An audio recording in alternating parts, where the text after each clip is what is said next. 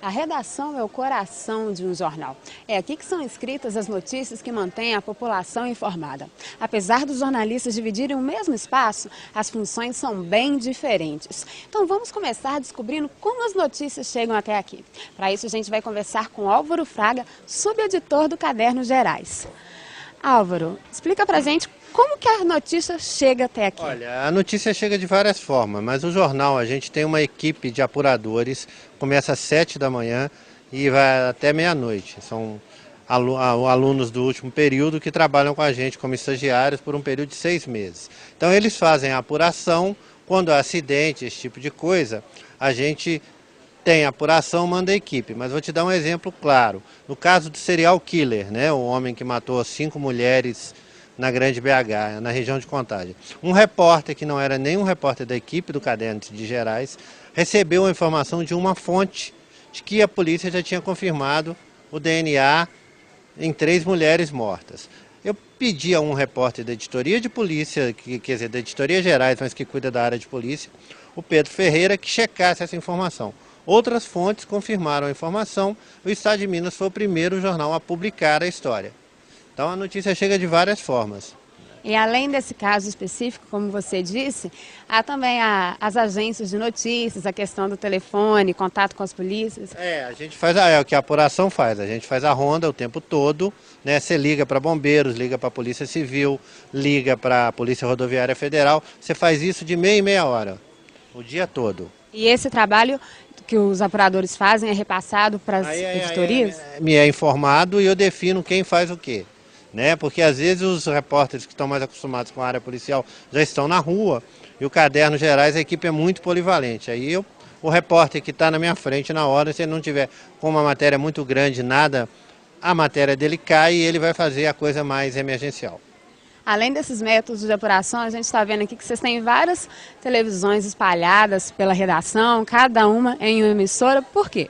Olha, depende, o pessoal do esporte, por exemplo, eles acompanham os jogos internacionais, esse tipo de coisa. O pessoal de política acompanha TV Senado, TV Câmara, e o Caderno de Gerais a gente acompanha as emissoras de notícia. E esse ritmo acelerado de apuração se mantém o mesmo aos finais de semana? Sim, a gente tem um plantão, a gente tem equipe de plantão, tem repórter que chega cedo, de 7 à meia-noite, também no sábado e no domingo.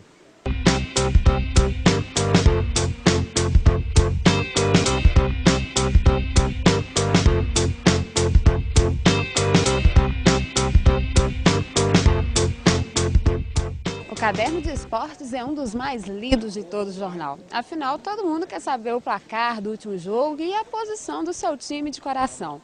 Cláudia Regui é editor do Caderno de Esportes. Cláudia, vocês têm uma rotina um pouco diferente dos outros cadernos, às vezes vocês trabalham até mais tarde. Como que funciona?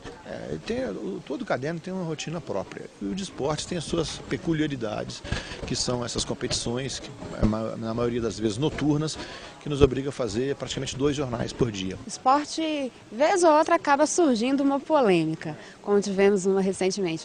Como que vocês lidam com essa questão, para até mesmo não gerar mais polêmica ainda? É o desafio permanente, principalmente numa cidade que é praticamente dividida em 2 clubes, o Atlético e o Cruzeiro.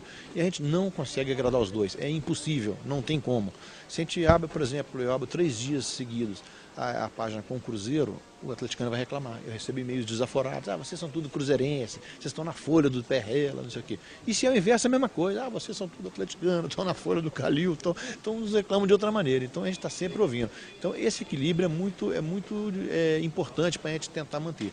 Aqui a gente tem cruzeirenses, tem atleticanos, tem americanos, tem torcedores do Fluminense, que eu tenho pessoas que vieram de fora aqui. Então a gente sempre está conversando. Eu tenho 3 subeditores, então a gente senta com eles toda tarde, falei, vamos abrir com o quê? O que está mais pegando? Então tem vários critérios. Se o jogo é aqui, se o jogo é fora, se o time está mais bem colocado, se o outro não está. Tem que ter esse discernimento para saber tem mais elementos que mereçam estar na primeira página. Esse é o equilíbrio que a gente busca. Então isso é difícil, é o nosso maior desafio. E é permanente e ele não tem como a gente agradar todo mundo. Como é passar para o leitor toda a emoção que envolve o esporte? Porque a televisão, no caso, ela tem a imagem, o áudio aliado. E no jornal, no impresso, como que é? O jornalismo esportivo, eu digo que eu sou um editor privilegiado, porque eu tenho uma imagem que os outros editores não têm.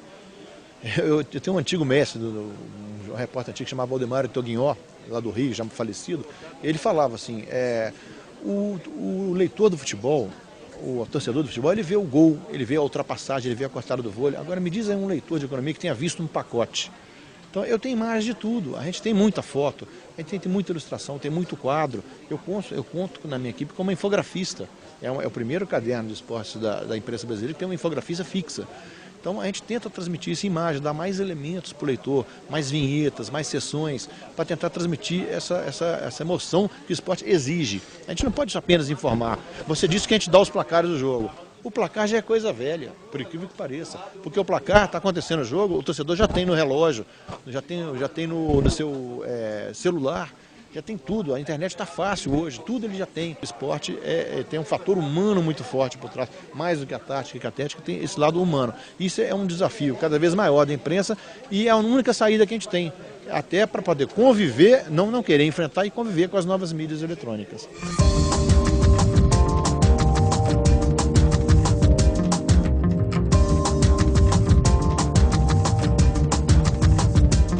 O Caderno de Cultura é um dos mais lidos do jornal. Eu estou aqui com o João Paulo Cunha, que é o editor do Caderno de Cultura do Estado de Minas. João, explica pra gente como que é o funcionamento aqui da editoria de cultura.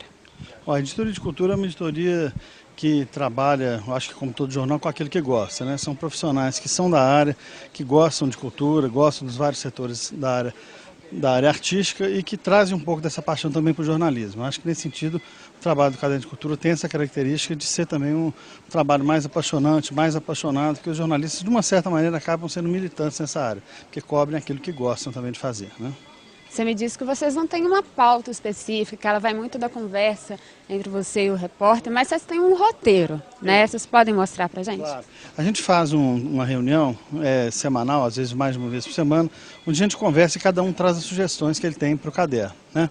Como a gente tem repórteres que são especializados em cinema, em teatro, em artes plásticas e literatura, essas pessoas têm muitos contatos, muitas fontes, estão sempre trazendo ideias, né? O jornalismo é feito de ideia, é feito de curiosidade. E a partir dessas ideias a gente tenta programar um cardápio de matérias, um cardápio de pautas que seja o mais atraente possível para o leitor. Para que todo dia ele tenha no Caderno de Cultura, primeiro, todo o serviço, né? Tudo que acontece na cidade, toda a programação, toda a agenda de espetáculos da cidade. Mas que tem também matérias que aprofundem, que trabalhem em questões estéticas, questões da política cultural, que de alguma maneira a leitura do Caderno de Cultura seja informativa, mas que seja formativa também. Então, nesse sentido, a gente não tem uma pauta, aquela pauta tradicional, vou cobrir esse evento especificamente. A gente conversa, queremos fazer uma boa matéria sobre, por exemplo, teatro de grupo em Belo Horizonte. Então, as pessoas trazem informação, tem um grupo que tem um trabalho muito interessante, a área de teatro de grupo hoje tem trabalhado com coisas mais experimentais, e a gente vai desenvolvendo essa conversa e, a partir daí, o repórter programa a sua cobertura, o seu trabalho para fazer seu material. Tem como você mostrar esses roteiros pra gente? Tem, claro. Aqui, ó, se quiser ver, a gente tem mais ou menos programado o roteiro das edições desse final de semana. No domingo, por exemplo, a gente já sabe que a gente tem o Oscar, né? Então a gente vai ter que fazer uma boa matéria sobre o Oscar, falando dos vários filmes que estão concorrendo, a chance de cada um desses filmes, tentar fazer um pouco do bastidor e um pouco uma visão crítica, né, dessa festa do Oscar. Na segunda-feira, né, a gente sabe que nessa semana nós vamos ter um show importante na cidade, que é o show de Guns N' Roses, que é uma banda que tem um público muito grande na cidade. Então a gente está fazendo um bom material também, material de pesquisa, a gente vai tentar fazer uma boa entrevista com os integrantes do grupo, para que a gente leve para o aficionado do grupo, para quem gosta de música também, informações para que ele possa aproveitar melhor o show também.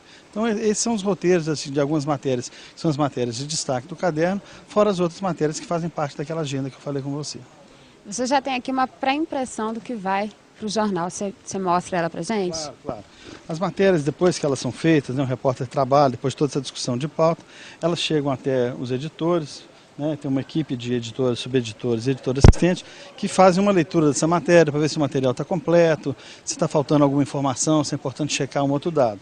E depois de tudo isso resolvido, a gente vai fazer o trabalho para selecionar as fotos, as imagens, ver se precisa de alguma arte. Esse material entra na diagramação e ao final do processo de diagramação e de revisão, a gente recebe, né, um print, né, que a gente chama da página, que é como se fosse um espelho do que vai ser publicado no dia seguinte, para que a gente faça a última conferência antes que esse material vá para o Parque Gráfico.